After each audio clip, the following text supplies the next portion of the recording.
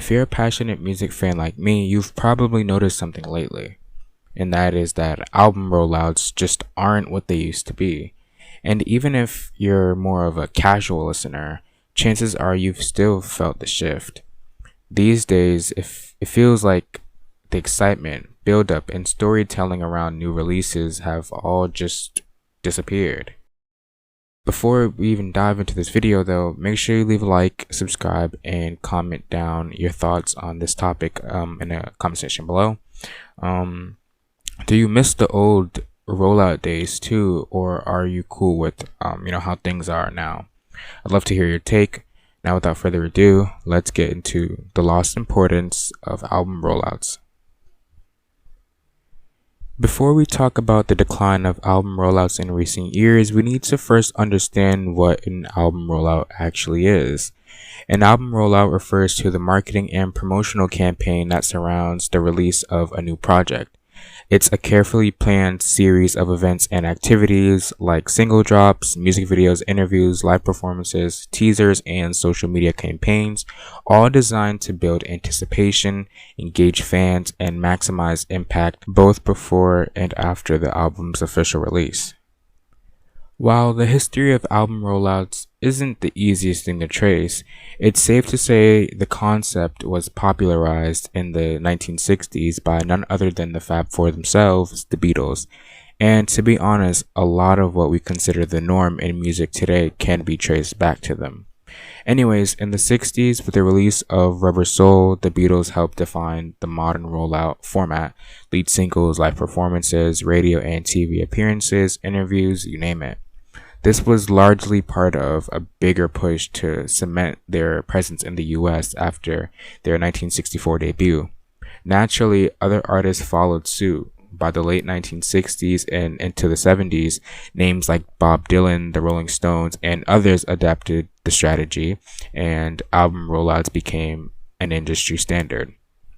With the rise of vinyl records, especially 7-inch singles, labels found it easier to tease albums ahead of their release.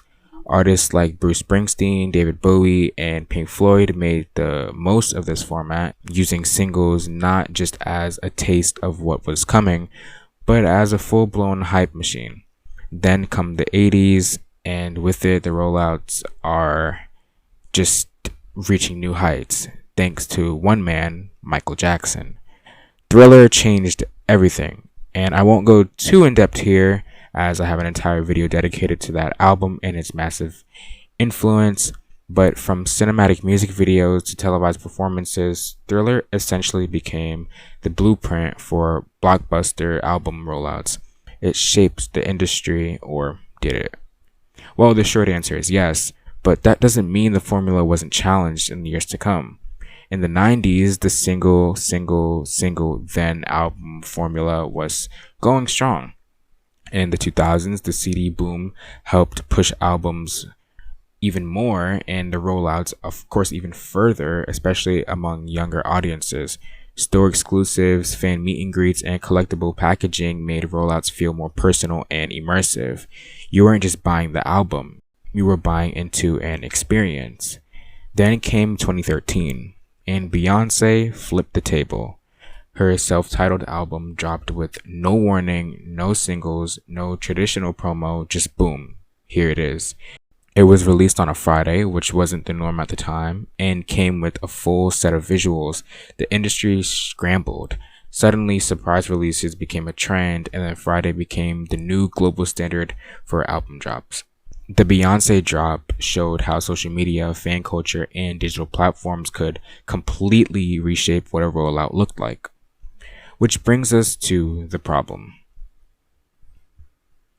In recent years, album rollouts have either felt like the biggest event in the world or like a complete afterthought.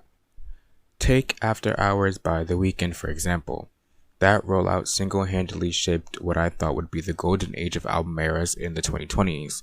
The visuals, the aesthetics, the vibe, and of course the music created what felt like the perfect rollout. Abel being fully in character for an entire year made the whole thing feel like more than just an album rollout. It was a full-blown experience. The era began pre-pandemic and wrapped with a legendary Super Bowl performance in 2021. It was cinematic, cohesive, and carefully crafted. Everything a rollout should be. But now let's ask the big question. What went wrong? The easy answer most people jump to is COVID-19. Sure, the pandemic disrupted a lot, but I don't think that's the whole story. In fact, 2020 gave artists plenty of time to reflect, write, and plan. If anything, After Hours proves that creative, immersive rollouts were still possible even during a global shutdown. So what's the real culprit? Streaming. As I've mentioned before in previous videos, the streaming era has changed everything. It's made the industry hyper-focused on music, numbers, streams, playlists, algorithm boost, and less focused on the art of the rollout. Many artists, unfortunately, have become addicted to quick hits and first week sales. Everything outside of the music, the build-up, the visuals, the world building, all that gets pushed aside. Just look at someone like Taylor Swift, who used to be known for really nicely crafted eras.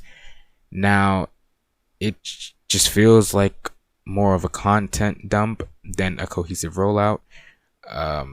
It's really sloppily put together as well. But not all hope is lost. There are still artists out there who care. Olivia Rodrigo brings back that angsty, dramatic energy to her rollouts. Travis Scott's Utopia was ambitious and theatrical. And Charli XCX, she straight up had the album of the summer with a rollout that was fun, bold, and engaging from start to finish. So no, album eras aren't dead, they're just evolving. Still, it's a little sad to see artists drop an album, release one or two music videos, and then move on. Long gone are the days when an era lasted a full year and nearly every track had a moment in the spotlight. Those rollouts created worlds for fans to live in, not just content to consume. Now, for the solution. Well, I hate to say it, but there really isn't one. At the end of the day, musicians are going to do what they want. If a massive, months-long rollout isn't part of their vision for a particular album, then that's just how it is.